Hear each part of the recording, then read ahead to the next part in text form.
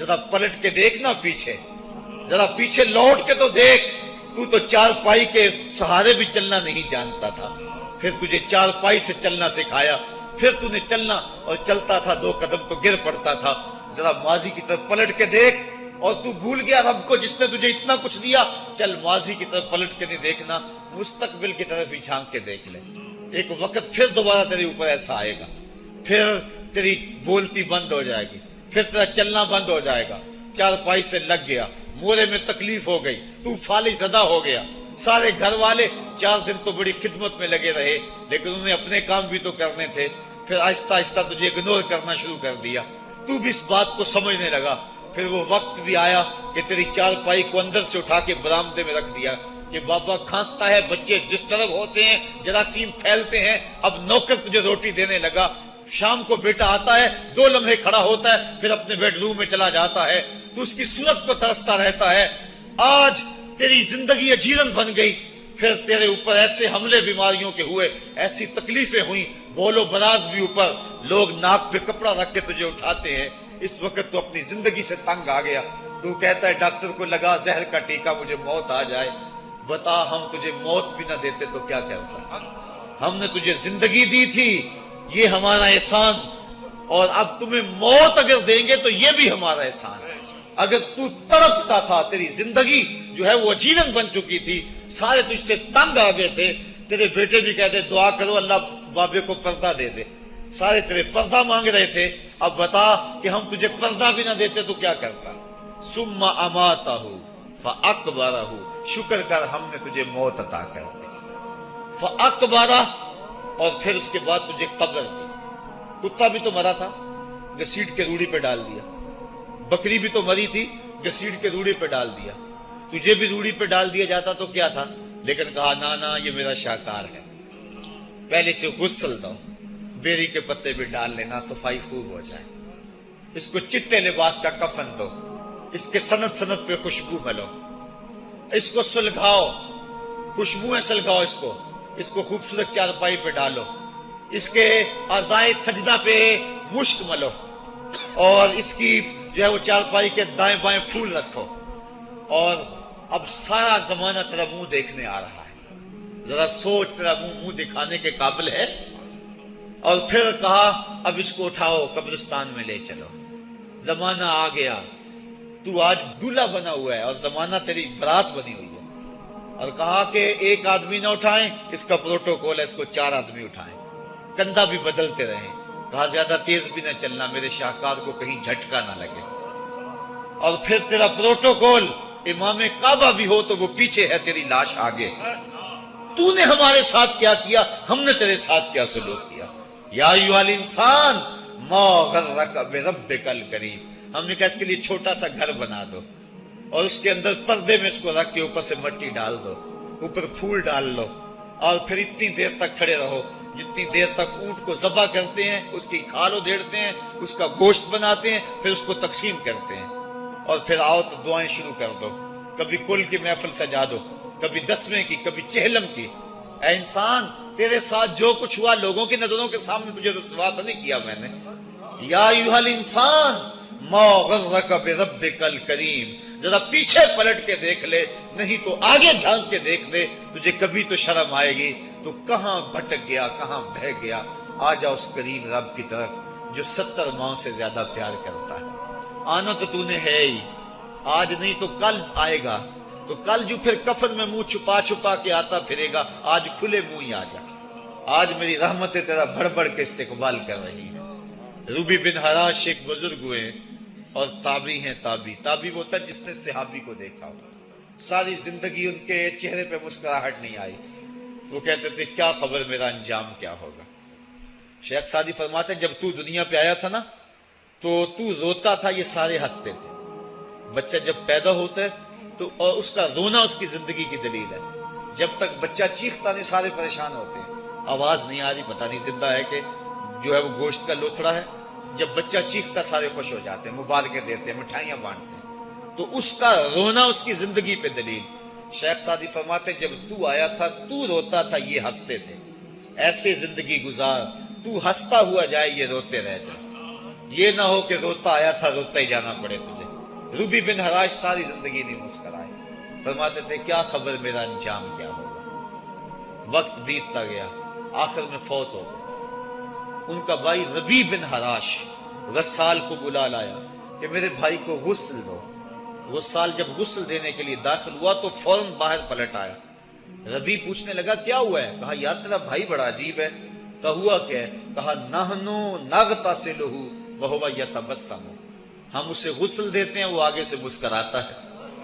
کہا اس نے قسم کھائی تھی جب تک اپنا اچھا انجام نہیں دیکھوں گا نہیں مسکراؤں گا۔ اس کو امام ابو نعیم نے حلیہ میں لکھا، روز الانف کے اندر امام سہیلی نے لکھا، قاضی ایاز مالک اندلسی نے شفا میں لکھا، اور اسی کو امام جلال الدین سیوطی علیہ رحمہ نے جو ہے وہ الخصائص الکبریٰ میں لکھا۔ کہا یا تیرا بھائی بڑا عجیب ہے، ہم اسے غسل دیتے ہیں وہ آگے سے مسکراتا ہے۔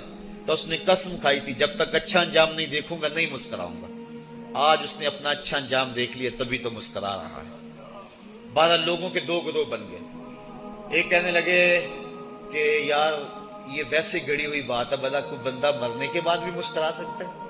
ایک گروہ کہتا ہے یار بندہ بڑا اچھا تھا، ہو سکتا ہے کہ مرنے کے بعد مسکرایا ہو، زندگی تو اس نے دکھ سے گزاری لیکن بعد میں تو سکھ ملا ہوگا۔ اتنے میں انہیں غسل دے دیا گیا اور لوگ اکٹھے ہو کے ان کے گھر آ گئے۔ انہیں کفن دے کے پٹڑے پہ ڈال دیا گیا۔ ربی بن حراش نے جب لوگ باتیں کر رہے تھے، کوئی کہہ رہا تھا صحیح ہے کوئی کہتا ہے غلط تھا، تو اس نے کفن سے ہاتھ باہر نکالا اور لوگوں کو کہا السلام علیکم۔ لوگوں نے کہا وعلیکم السلام، اتتکلم بعد الموت، عجیب بات ہے مرنے کے بعد باتیں کر رہے ہو۔ قال نعم اتکلم بعد الموت، کہا ہاں ہاں میں مرنے کے بعد ہی باتیں کر رہا ہوں۔ عرش فرش تے بانگا ملیاں تے مکے پہ گیا شور، بلے شاہ سا مرنا نہیں تے گور پہ آ کوئی ہور۔ فَلَنُحْيِيَنَّهُ حَيَاتًا طَيِّبَةً، ان کو حیات طیبہ بخش دی جاتی ہے جو اللہ کے نام پہ اپنی زندگی گزار دیتے ہیں۔ میرا رب کہتا ہے کہ میں ان کو مرنے نہیں دیتا، ان کو ستھری اور پاکیزہ زندگی دیتا ہوں۔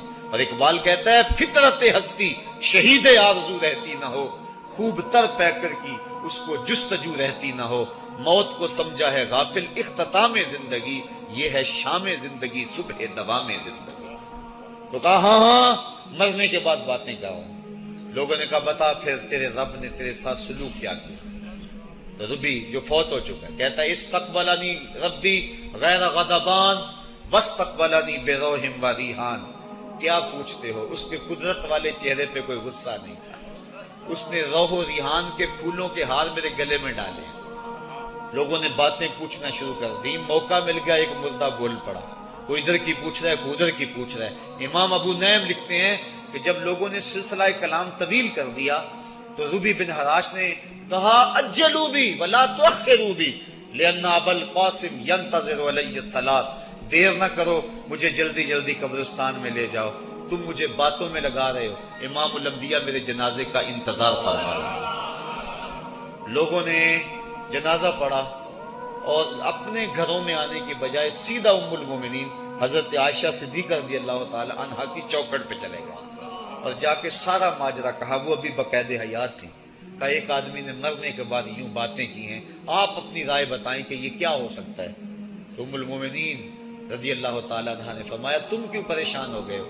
میرے سرتاج آقا فرما گئے ہیں کانا رجل من امتی یتکلم بعد الموت، میری امت میں ایسے مرد بھی ہوں گے جو مرنے کے بعد باتیں کیا کریں گے۔ وہ لوگ جنہوں نے اپنی زندگی اللہ کے نام لگا دی اور اس کے ذکر کے نام لگا دی، وہ مرنے کے بعد بھی ابدی اور سرمدی زندگی پاتے ہیں۔ اور جو لوگ اللہ سے بے بہرہ ہیں، اس کی خشیت سے جن کا سینہ خالی ہے اور دین کا چراغاں جن کے سینے میں نہیں ہے، وہ چلتے پھرتے بھی مردہ ہیں۔ ان کے سینے میں دھڑکتا ہوا دل تو ہے لیکن تمانیت کا نور اس میں نہیں رکھتے ہیں۔ وہ دھرتی کے اوپر چلتے تو ہیں لیکن دھرتی کا بوجھ ہیں، لیکن یہ لوگ وہ دھرتی کی چھاتی میں ہیں لیکن دھرتی کا وقار ہے۔ ان کی قبروں سے بھی زندگی پھوٹ رہی ہے اور ضیائیں پھوٹ رہی ہیں۔ میں جب بھی کبھی لاہور گیا ہوں تو ایک منظر مجھے اپنی طرف کھینچتا ہے، جب میں دریائے راوی کے اس پار ہوتا ہوں تو میں ایک قبر دیکھتا ہوں جس پہ حسرتیں برس رہی ہیں۔ وہ بر صغیر کا مطلق العنان حکمران جس کی کے اشارہ ابرو سے ہندوستان کی تقدیر بدلتی تھی، آج چند تاش کھیلنے والی ٹولیاں اس کی قبر پہ بیٹھی ہیں. اس کی محبوب بیوی جو بادشاہ کے پیچھے بیٹھتی تھی اور پردہ پیچھے لٹک رہا ہوتا، بادشاہ کا کوئی فیصلہ اسے ناگوار ہوتا، پیچھے سے وہ کمر ٹھونکتی، بادشاہ فیصلے بدل لیتا. جس کے اشارہ ابرو سے ہندوستان کی تقدیر کے فیصلے تبدیل ہوتے تھے، اس کی قبر بھی ساتھ ہی اندھیرے میں ہے.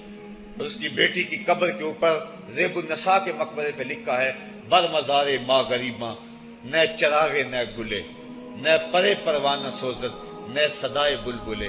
ہم غریبوں کی قبر پہ کون چراغ جلانے آئے گا، کون پھول ڈالنے آئے گا؟ نہ کوئی بلبل گیت گانے آئے گی اور نہ کوئی پروانہ پر جلانے آئے گا. یہ وہ جو مطلق العنان تھے، یہ ان کی قبر کی کہانی سنائی. اور جب میں دریائے راوی کا کنارہ پار کرتا ہوں تو ایک لوح مزار وہ بھی ہے جہاں جلی حروف میں لکھا ہے: گنج بخشے فیض عالم، مظہر نور خدا، ناکساں پیر کامل، کامراں را رہنما. جب زندگی ایک طرح کی نہیں ہوتی تو پھر موت بھی ایک طرح کی نہیں ہوتی. جب دنیا پہ رہنے والے لوگ ایک طرح سے زندگی نہیں گزارتے تو ان کی برزخ بھی ایک طرح کی نہیں ہوتی. تو یہ ہیں وہ لوگ جن کی قبروں پہ آج بھی چراغاں ہیں.